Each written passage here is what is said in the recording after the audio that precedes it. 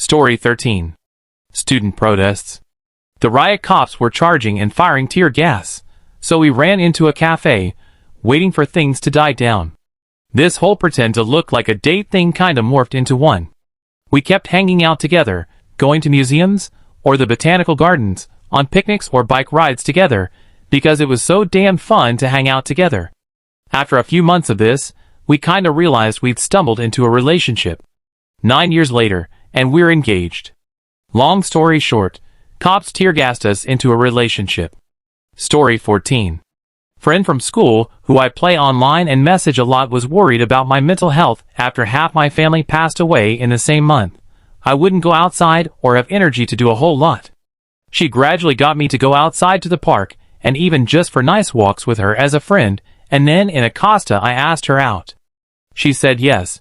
That was 4 years ago, and I am proud to say that she is quite literally the best thing that ever happened to me. Story 15. We met in film school.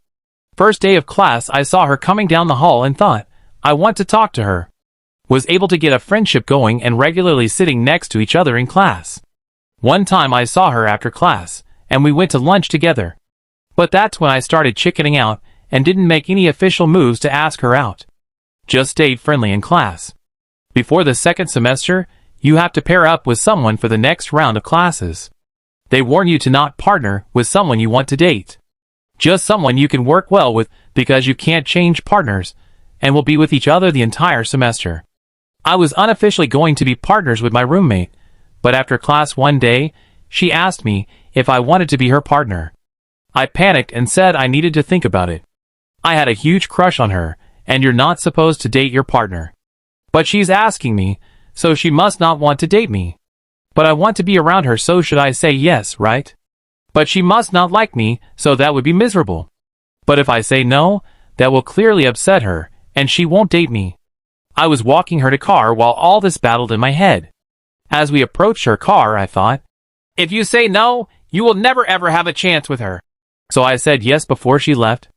We started hanging out a ton over the next week or so in preparation. After one night, I was back in my apartment, and was overwhelmed with how much I liked her, and knew that I had to ask her out. I had never actually done that before. The few sort of girlfriends I had had at that point had all kind of made the move for me, or we had just hooked up one night without any official ask out. But with this one, I knew I had to have the guts to do it and prove to her I could. The next day we hung out again and watched TV. It took like an hour or two with my heart pounding. But I did it. I told her I had a crush on her and wanted to go out. She said she needed to think about it.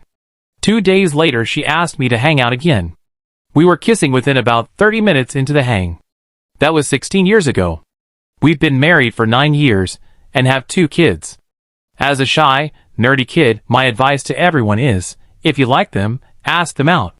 It's scary, but it's an important emotional step.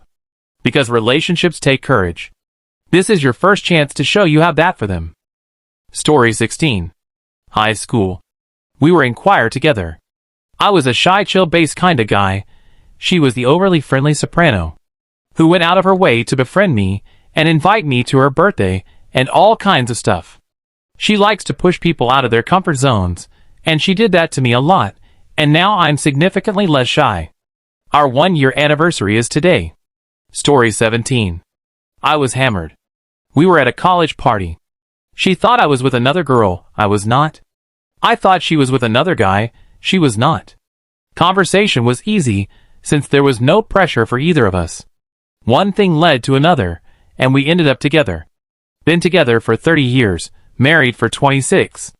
If I had known she was single, I probably would never have struck up a conversation. I'm sure the alcohol helped. Story 18. I'm the girlfriend.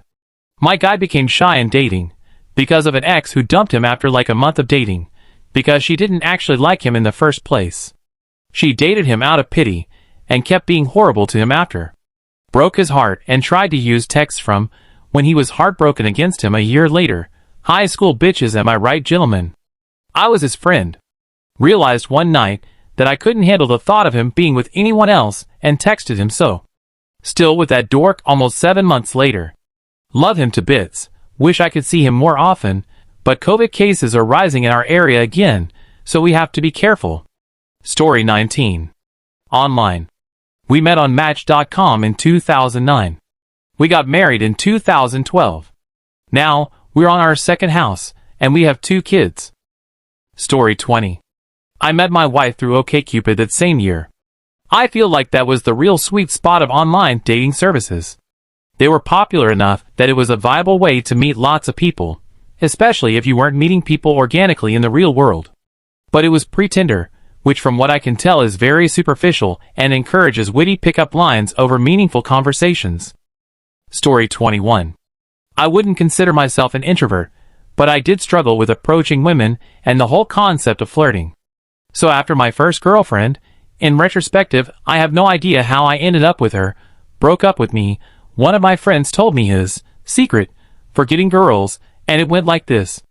Years ago, in the pre-Facebook and pre-Tinder era, there was a local social platform in Germany. One of its features was that when you clicked on another person's profile, that person was notified. So he told me to play the quantity game, create a search filter with the desired parameters, female, age 18 to 25, living in our city, currently online, with profile picture. You'd get around 200 search results in one go, and then just click on each and every single one of them. Don't pay attention to the profile, to the pictures. Don't waste time with pre-screening or anything. Just click on a profile, go back, click on the next profile, go back, etc. I'd do this menial task while watching TV. The idea was that statistically, of the 200 girls that got notified of the visit, 4 to 6 would initiate contact. From there on, it's just a matter of getting to know each other and see where it goes. The only issue was, he was a pretty boy and I was like, dunno, maybe a solid 7 on a good day. So for me, it was more like 2 to 3 replies from 400 to 600 profile clicks. But it still paid off. Apparently my current wife ended up as a search result multiple times.